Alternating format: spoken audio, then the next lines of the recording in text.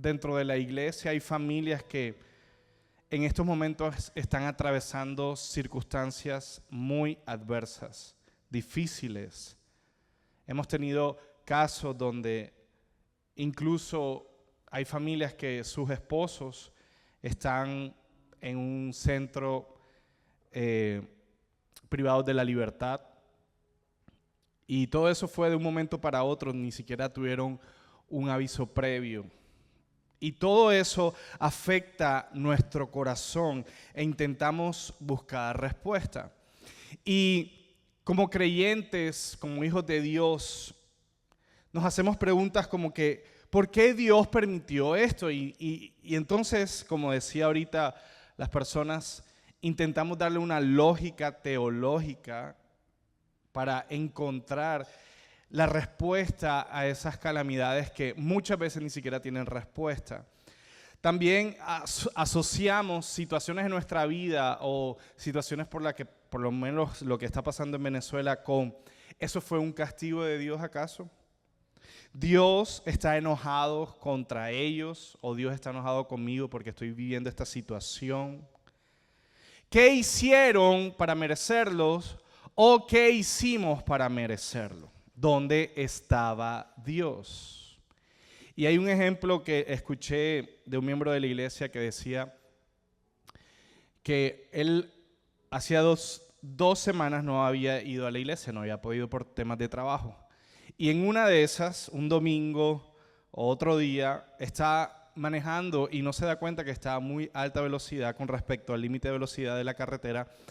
Y un policía lo para y le dice, usted violó esta ley y le vamos a poner un ticket. Y el ticket son más de $200.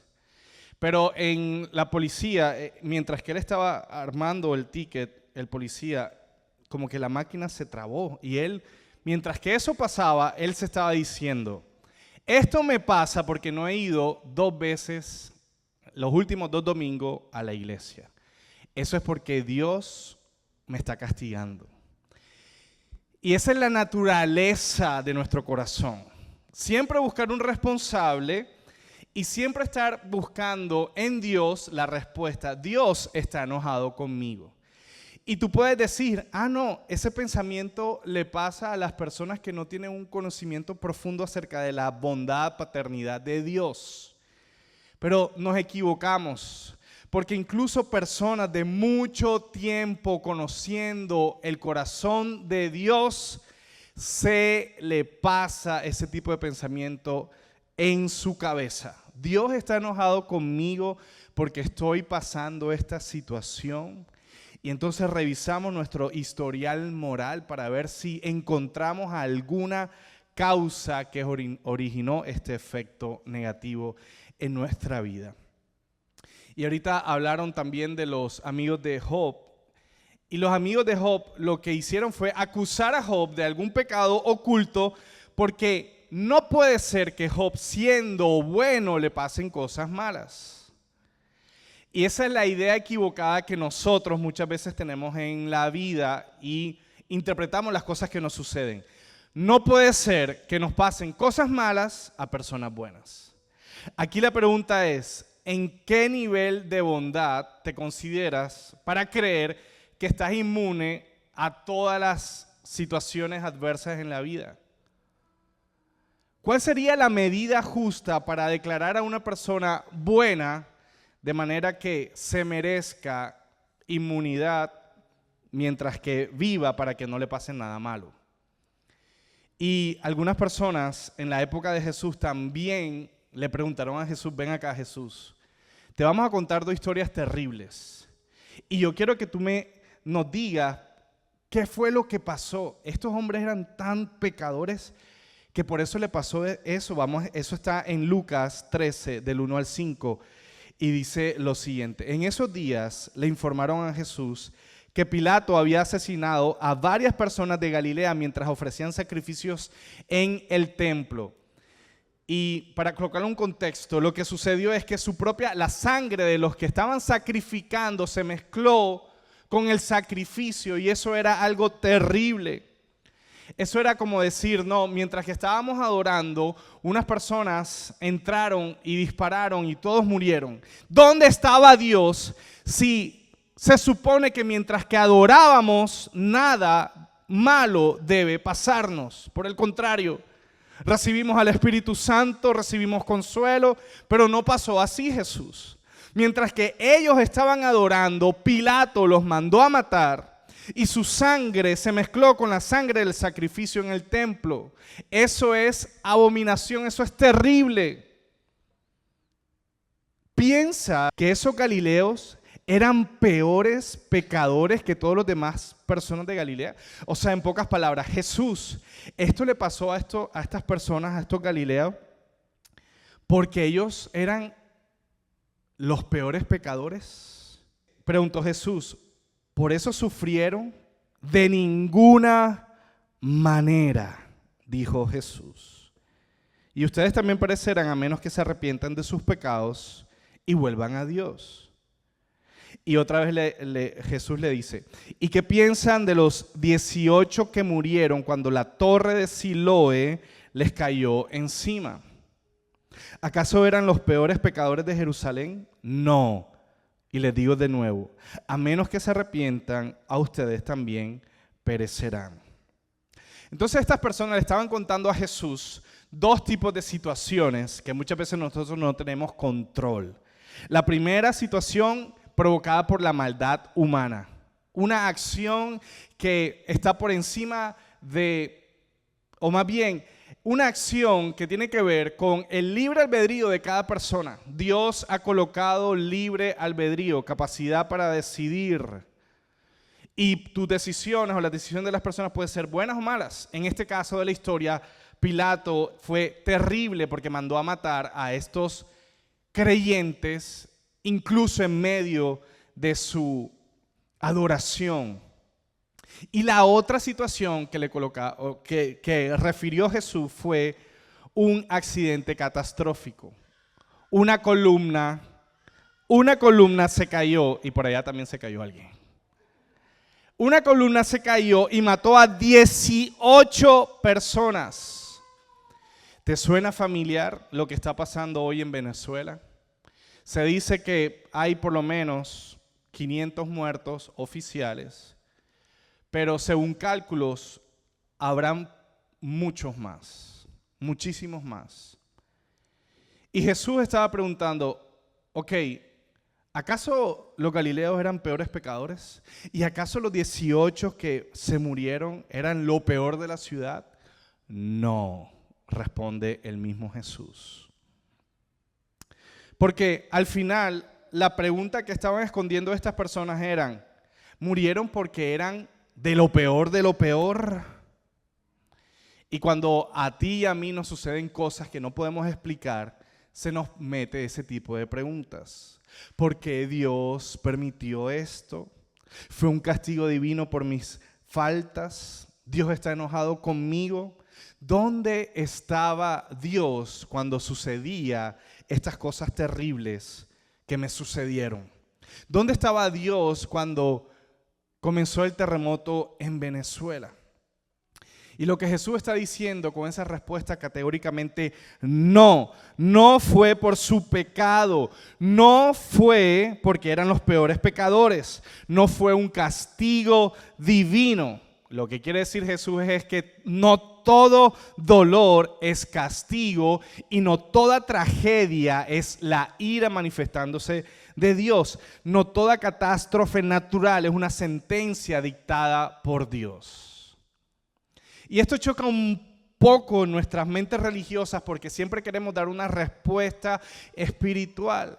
Y yo sé que por lo menos ha intentado explicar, no es que estaban haciendo brujería, no es que esa región es de brujo, no es que Venezuela está consagrada a la brujería y todo eso puede ser verdad. Pero incluso su misericordia va mucho más allá. Y si vamos a juzgar a todo el mundo con la brujería que se hace, ¿cuántas oraciones estilo brujería se necesitarían en Estados Unidos para que Dios enviara una sentencia, un juicio, porque hay brujería en este país. Entonces, ningún país pudiera subsistir. ¿Por qué? Porque en todos los países hay brujería. En todos los países hay trata de personas. En todos los países hay prostitución. En todos los países hay venta de drogas. Ese no creo que es la medida para emitir un juicio de valor y decir, es que fue por eso. Para culpar a que el hecho de que vino este terremoto, o para decir como lo dijo alguien, no, es que no he ido 2 domingos a la iglesia y por eso la policía me detuvo. No se puede. No podemos ser como este tipo de jueces para decidir por qué suceden las cosas. Es más, iglesia, muchas veces ni siquiera podemos entender por qué suceden las cosas. Pero este mensaje es un intento para mostrar la bondad de Dios a pesar de la desgracia humana. Y para, tomando el ejemplo de la Biblia, Jesús, que le pusieron estos 2 casos, tanto situaciones naturales como situaciones de voluntad humana horribles, como lo fue el tema de Pilatos, y al final Jesús dijo, no fue por su pecado. ¿Eran pecadores los que murieron? Por supuesto, todos somos pecadores. ¿Eran los peores de la ciudad? Jesús dijo, no, habían personas peores, pero no se murieron. Por eso no es una explicación, porque la fácil sería, no, ellos murieron porque eran los peores pecadores. Bueno, Jesús dijo que no, habían peores. Habían estas personas desde el punto de vista moral, pudieron sobrevivir y que otras personas en verdad murieran ahí. Pero muchas veces queremos intentar explicar el dolor ajeno acusando a las personas que están en medio de situaciones difíciles. Por eso la tendencia humana siempre va a ser explicar el dolor culpando a alguien más. Desde tiempos antiguos el ser humano ha querido explicar el sufrimiento con una fórmula simple. Si alguien sufre, algo malo hizo. Si algo terrible ocurrió, Dios está castigando. Si una tragedia golpeó una ciudad, seguramente fue un juicio divino. Y por supuesto, en la Biblia se habla de juicios contra la ciudad. Pero no todas las catástrofes tienen que ver con un juicio divino. Si una tragedia golpeó esta ciudad, hay un juicio divino. Esta era la mentalidad incluso de los amigos de Job. Ellos no podían aceptar que un justo sufriera. Y lo estaban acusando a Job de algún pecado, algún tema moral oculto. Pero el libro de Job nos enseña que no todo sufrimiento puede tener una explicación desde la culpa humana. Job no necesitaba acusadores, como lo decía ahorita en medio de la adoración. No se necesita la explicación, pero sí se necesitan personas que puedan consolar. Y como creyentes no necesitamos el dedo señalador a las personas que están sufriendo. Lo que necesitamos es consolar a esas personas. Y por eso muchas veces la iglesia comete el mismo error. Cuando alguien sufre, en lugar de acompañarlo, lo que hacemos es intentar explicar su sufrimiento. Y como creyentes muchas veces estamos tan llenos de religiosidad en nuestra mente que estamos buscando la explicación teológica del cual, por qué esta persona está sufriendo. No, esto le pasó a esto porque no fue a la iglesia. Esto le pasó a esto porque no honró la autoridad. Esto le pasó esto porque no se discipuló. Esto le pasó esto porque no fue al martes de guerra y oración. Pero no es así de simple. Por eso Jesús rechaza la idea de que toda tragedia es castigo directo. La religiosidad siempre va a decir, algo hicieron, Dios los castigó, era juicio, Dios está enojado. Pero Jesús dijo, no fue esa la razón. No fue esa la razón. Por eso nosotros, como iglesia, no podemos ser jueces del dolor ajeno. No podemos ser intérpretes oficiales de cada catástrofe que pasa en este mundo.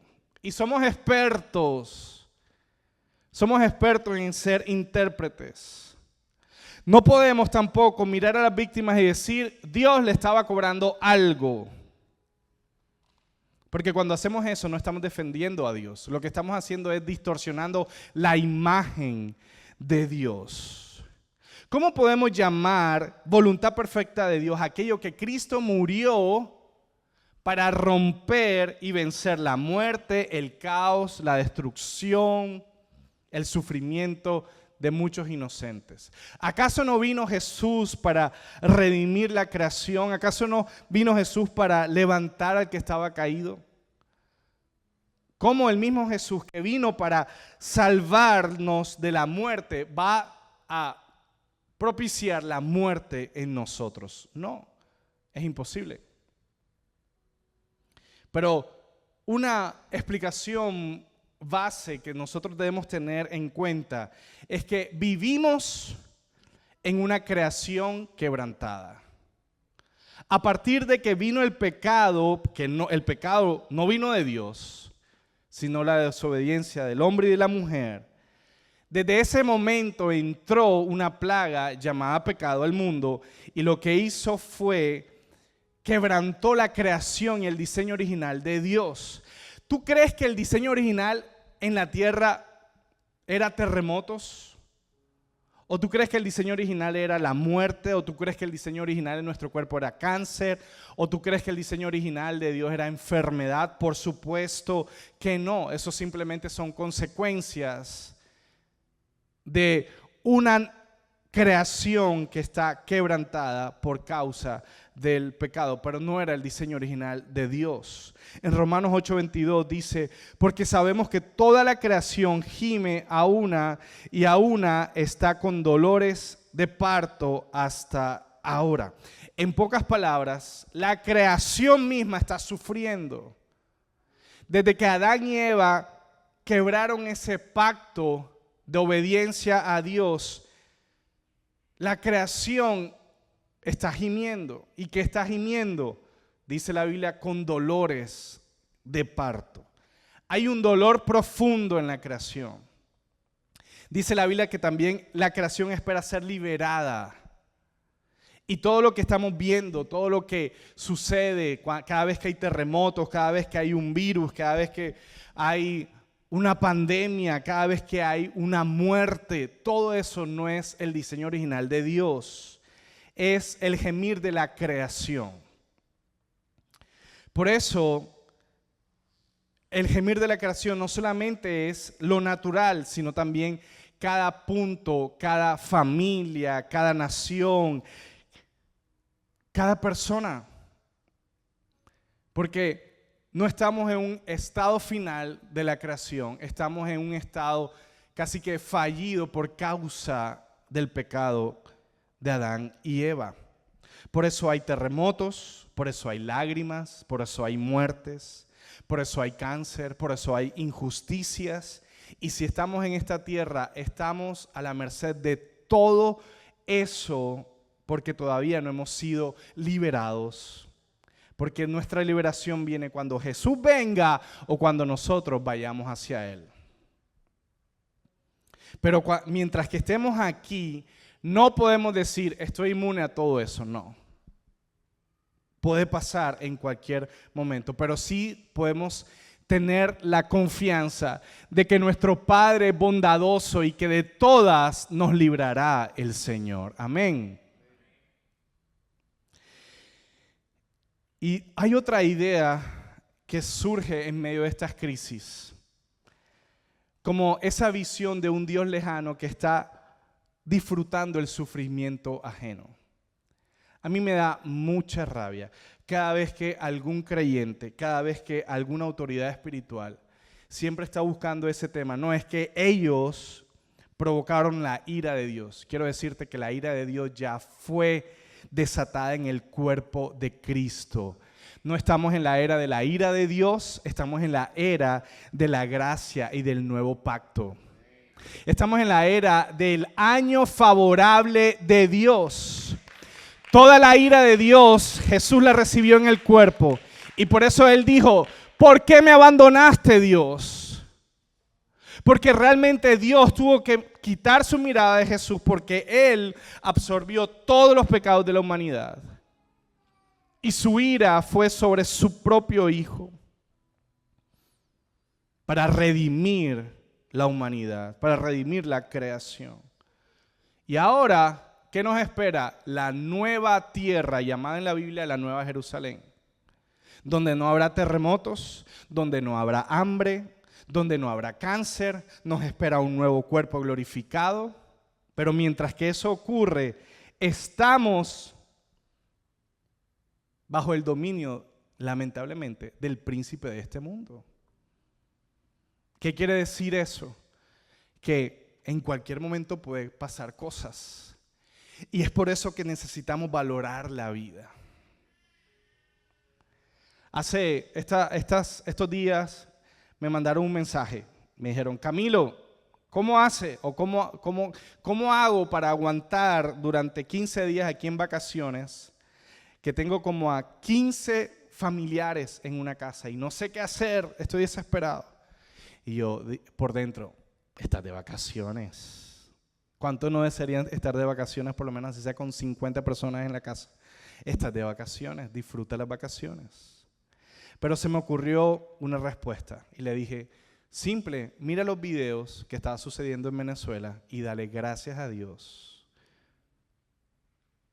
Y esta ha sido mi frase. No, estoy aburrido, mira los videos de Venezuela, lo que está pasando. Estoy preocupado porque no tengo el último aparato electrónico. Y a veces, de verdad, como iglesia o como personas, nos enredamos la vida, como decimos en Colombia. Como familias muchas veces estamos tan ocupados, estresados, preocupados, que la vida se nos pasa delante. No disfrutamos a nuestros hijos porque tenemos rabia por su comportamiento, porque no hacen caso como nosotros queremos que hagan caso. Tenemos rabia con nuestras esposas porque no me escucha, porque no me comprende. Tenemos rabias o frustraciones porque las cosas no salen como nosotros queremos en los negocios. Pero cosas que suceden como lo que está pasando hoy en Venezuela nos confronta y nos dice, ¿acaso tú eres más bueno que ellos? No. Podría ser incluso peor que el bebé que se murió aplastado, que no tenía ninguna conciencia de pecado, pero tú estás vivo por la gracia de Dios y te estás quejando de cosas tontas. El dolor ajeno no puede ser motivo para decir, qué bueno soy. No, en realidad la conclusión que debemos tener es, gracias Señor, porque por tu misericordia yo no estaba ahí, a pesar de que yo merecía estar ahí. Estos hombres le preguntaron a Jesús, ¿ellos eran peores pecadores? Y Jesús le cambió la pregunta, no estés revisando el pecado ajeno, revisa tu propio pecado, porque si no te arrepientes, pasará cosas peores en la eternidad. Eso era lo que Jesús estaba redireccionando su enfoque. Deja de buscar explicación del dolor ajeno y confróntate a ti mismo y revísate cómo está tu estado, cómo está tu corazón. Amén. Pero la tierra gime, las naciones gimen, las familias gimen. Pero esta idea de un Dios que no actúa, un Dios que está lejos, un Dios que no redime, un Dios que disfruta el dolor ajeno es satánico. Y solamente cabe en la mente de los que no conocen a Dios. Pero cuando yo veo a la persona de Jesús, Él está cargando mi dolor en la cruz. Cuando yo veo las escrituras y leo cuando dice el versículo Jesús lloró, él no estaba haciendo una explicación teológica por el cual Lázaro murió, él simplemente estaba colocándose en el lugar de todas esas personas y lágrimas salieron de sus ojos. Un Dios que está cercano al dolor, un Dios que no solamente dijo haz esto, haz aquello, no, se metió en la piel del ser humano, siendo forma de Dios, tomó forma de hombre, y no solamente de hombre, sino de la más baja condición, de siervo. Siendo rico se hizo pobre, siendo rey se hizo siervo. ¿Para qué? Para llevarnos a la restauración completa. Por eso, iglesia, este mensaje tiene como propósito quitarte la idea de que Dios disfruta el dolor ajeno. De que toda catástrofe en la vida tiene que ver con una sentencia o un juicio de Dios. Porque al final, si queremos echarle las culpas a alguien, simplemente fue causa del pecado. Y si queremos profundizar mucho más, la Biblia es clara. El amor al dinero es la raíz de todos los males. Y te aseguro que si no hubiese amor al dinero, en todos los estados, en todos los países, más del 70% de los males no sucederían. Amén. Así que la creación está quebrantada, pero Dios nunca nos ha olvidado. Dios no es un Dios distante que contempla el sufrimiento desde el cielo. Es un Dios representado en Cristo que tomó forma humana. Y por eso el Dios que nosotros conocemos no es indiferente al dolor. Él está contigo en cualquier sufrimiento, dolor, cualquier situación que incluso no comprendas. Él no es el autor de tu sufrimiento, Él es el consolador en medio de tu sufrimiento. En la cruz Él cargó tu pecado. En la cruz venció la muerte.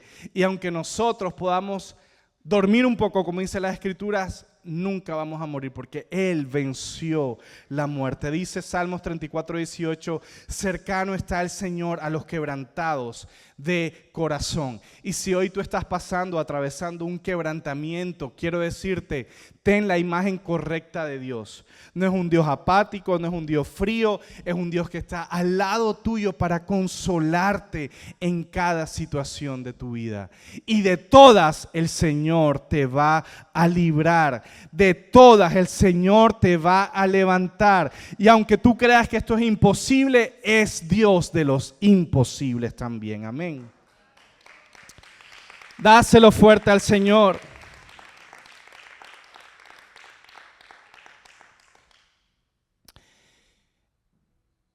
El dolor no siempre tiene explicación, pero en Cristo Jesús siempre hay consuelo y redención. No siempre vamos a entender el proceso por el cual estamos atravesando. La injusticia, el señalamiento. No siempre vamos a entender por qué estamos atravesando esta enfermedad. No siempre vamos a entender por qué a mi familiar le sucedió esto. José ahorita estaba contándome, familiares perdieron toda su vida. Ni siquiera hay apartamento, hay lugar, no hay cama, no hay absolutamente nada. Tú pudiste ver cómo en los videos, las personas durmiendo en las calles. Y por ahí alguien salió diciendo, no era necesario dormir en las calles, simplemente que un montón de tonterías. Pero como creyentes necesitamos colocarnos en el zapato de los demás, sin juicio, sino para consolar a las personas. Amén. Y ya para terminar, la respuesta final de Dios al sufrimiento es una nueva creación. Dice Apocalipsis 21:4, enjuagará Dios toda lágrima de los ojos de ellos. Y ya no habrá muerte, ni habrá más llanto, ni clamor, ni dolor. En otras palabras, el sufrimiento, el cáncer, la pérdida, la muerte no tiene la última palabra la tiene Dios. Y Él ha dicho, hay una nueva creación, una nueva vida, donde no habrá más llanto, donde no habrá más muerte, donde no habrá más dolor. Eso es lo que nos espera a nosotros.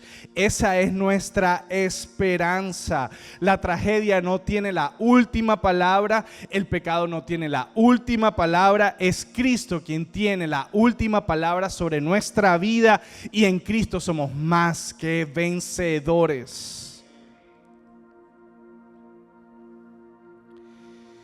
Y nuestra actitud frente al dolor no es negarlo, pero sí debe ser recordar que todo esto es pasajero.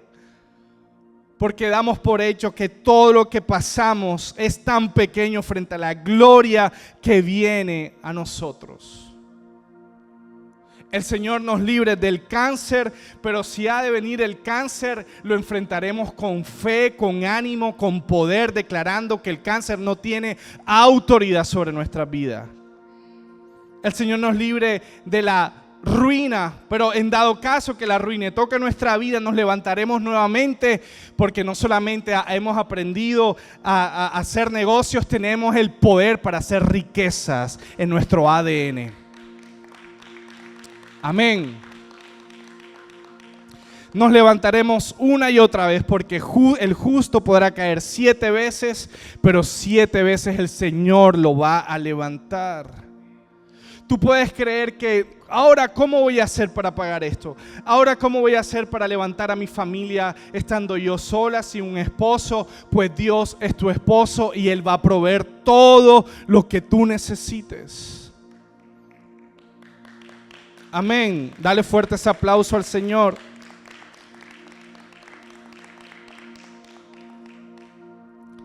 Pero debemos rechazar categóricamente la idea que estos personajes intentaron desafiar a Jesús. ¿Quién eran los peores pecadores?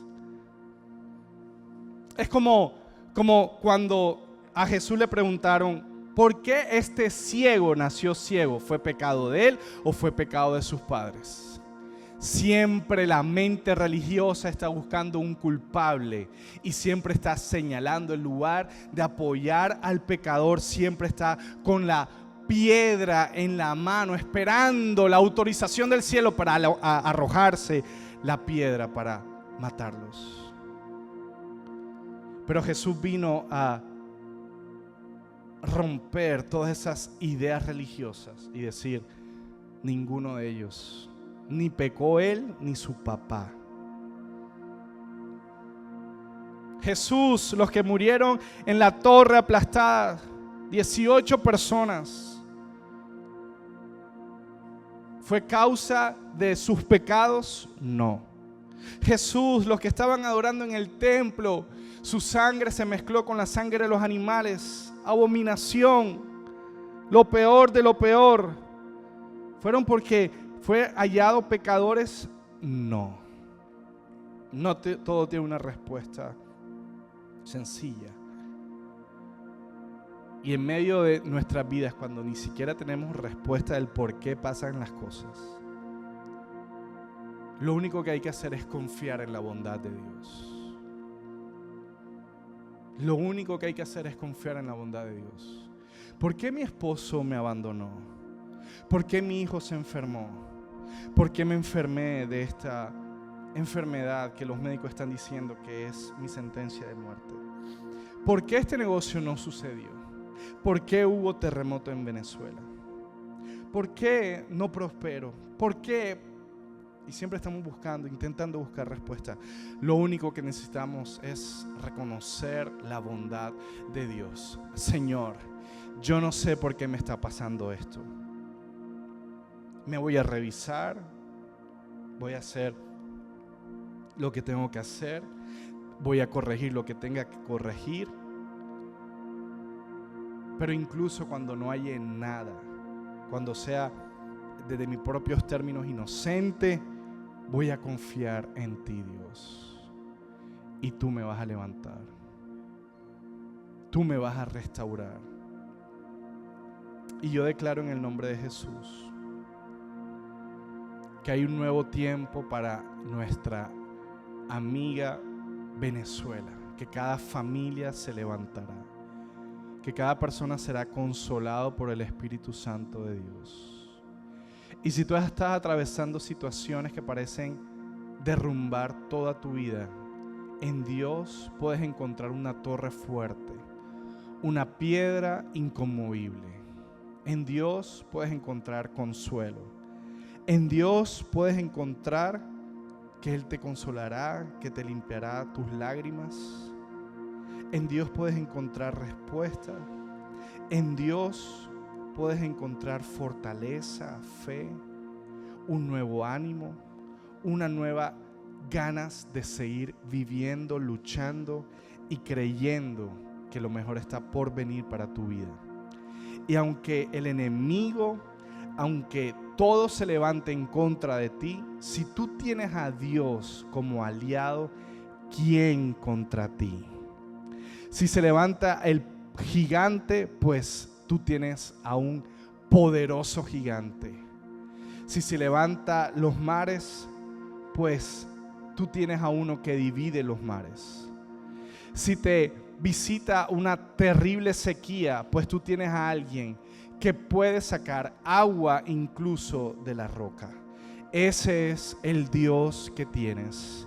No es un Dios alejado, no es un Dios enojado contigo, no es un Dios que disfruta de tu sufrimiento, es un Dios que se colocó en la persona, en el cuerpo de un ser humano para comprender. Dice la Biblia que no tenemos un sumo sacerdote que no entiende los sufrimientos humanos, sino que pasó por cada uno de ellos. Dice la Escritura que era varón de dolores. ¿Para qué? Para comprender y para darte a entender que Él también sufrió cada una de las tragedias humanas, pero Él viene para consolar tu vida. Colócate de pie, iglesia. Y hoy oramos, Señor, en el nombre de Jesús, para que tú traigas consuelo a cada familia, a cada persona, Dios. Estamos orando y teniendo conciencia de lo que ocurrió en Venezuela, pero también tenemos conciencia de lo que pasa alrededor de nosotros. Cada familia de la iglesia que está viviendo una situación adversa, cada familiar que sabemos que está viviendo adversidad. Espíritu Santo de Dios, úsanos para ser una extensión de tu consuelo, de tu amor, de tu apoyo, Dios. Para ser las manos de Jesús aquí en la tierra, para ser un corazón como el que tiene Cristo Jesús, que se entregaba por las personas. Espíritu Santo de Dios, trae consuelo a cada vida, Señor. Llénanos de tu presencia, de tu bondad. Y que todo lo que está sucediendo en este mundo pueda traernos una conciencia de la bondad, de la misericordia. Y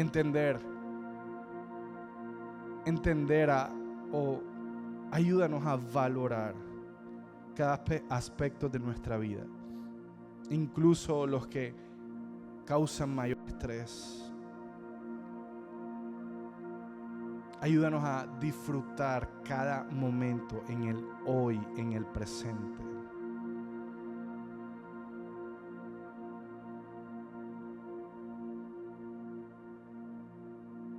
Sabes, iglesia, este tiempo me ha puesto a reflexionar. ¿Cuántas veces yo no he perdido el tiempo enojado en cosas tontas?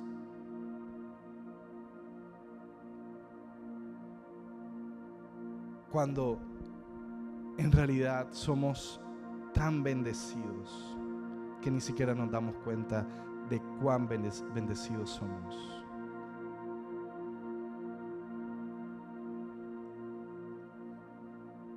Cada detalle es una carta de amor de Dios. Cada vez que tus hijos te abrazan, es el abrazo de Dios. Que ellos anden con vida es la expresión de su misericordia. Que podamos decir, ahora quiero comer esto, ya eres rico por eso. Pero nuestra alma está tan insatisfecha que siempre está pensando en lo que no tengo y olvidamos lo que sí tenemos. Toma lo que tienes, sea mucho o sea poco, dale gracias a Dios y observa cómo desde el agradecimiento todo comienza a multiplicarse. Mira cómo comienzas a disfrutar más la vida.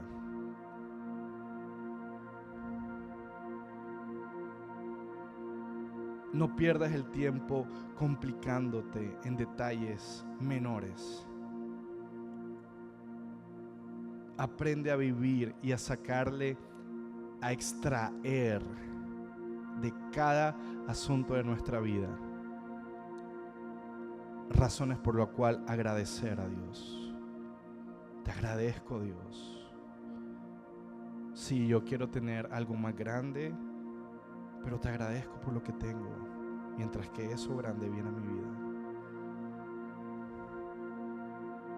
Sí, Dios, tengo esta situación que ni siquiera entiendo, pero algo bueno tú vas a sacar de allí, porque todo lo que nos pasa nos ayuda para bien. No quiero culpar a X personas, simplemente quiero saber cuál es mi parte. ¿Qué quieres que yo revise? ¿Qué arrepentimiento debo tener en mi corazón? ¿Qué cambio de mentalidad? ¿Qué cambio de dirección en medio de esta situación? Que cada tragedia que puedo ser consciente sea el megáfono de Dios hablándome para ser mucho más agradecido y para revisar el estado de mi corazón. Porque la pregunta no es ¿por qué a ellos le pasaron? La pregunta es ¿por qué a mí no me pasó? Estoy tan agradecido, Dios, de tu bondad, de tu misericordia, de tu gracia, de tu fidelidad.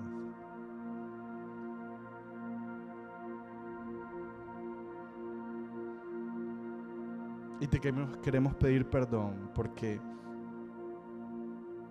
somos tan inmaduros en nuestra mente y en nuestra espiritualidad. Somos como niños pequeños llorando por tonterías.